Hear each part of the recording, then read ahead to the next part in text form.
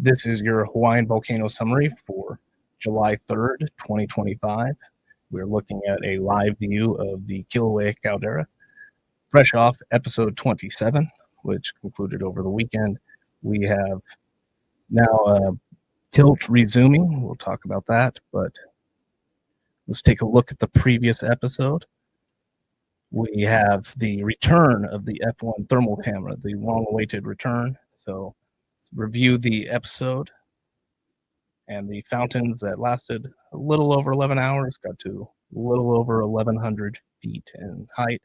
Not the tallest fountains yet, but significant nonetheless. Moving on to the USGS update for the current window for episode 28.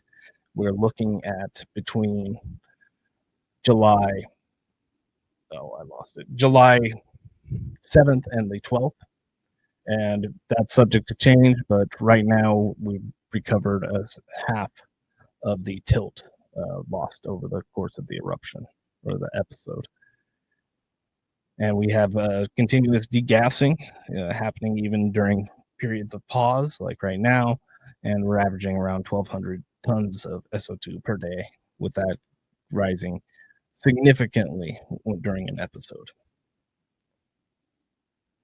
Taking a look at the tilt that I mentioned, we see about half of the microradiance lost. We've lost about 14 microradiance and have recovered essentially half of that, a little more.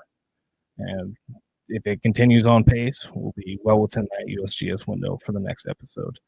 The sawtooth pattern still continuing across the tilt. And looking a little bit further down in the East Rift Zone, we do not see the escape road. We see somewhat of a signal here, but by the time it gets to Pu'uo'o in the Middle East Rift Zone and further down Jonica, we don't see much of a signal propagating. Moving on to the earthquake map, we have the usual culprits here with the Kīlauea caldera and the Deep Pahala activity, as well as the south flank of Kīlauea, with one off earthquake out here in the ocean on the area of the Helena slump at a magnitude 3. Looking at the air quality currently, everything's in the green across the island according to the Purple Air Citizen Monitoring Network. Subject to change once an episode starts. Looking at the VMAP forecast, last episode winds were not strong, so maybe some more foggy conditions, but right now it looks like trade winds are dominating today at least, and then into the July, and then maybe a little weaker by the 5th. But these are not inside the window yet. And we do have fresh updates since it is the beginning of the month for Mauna Loa. Mauna Loa is continuing its recovery from the 2022 eruption. And it's been a slow process, but gradual inflation around the summit. Let's take a look at some of that data here. Tilt really doesn't show us all that much, and the GPS sensors have recently been restored, so we can see these plots, these new points plotted. And if you draw a line, it's more or less where it was, but we also have to consider that there is an offset that happened when they readjusted. I mean, got these things recalibrated.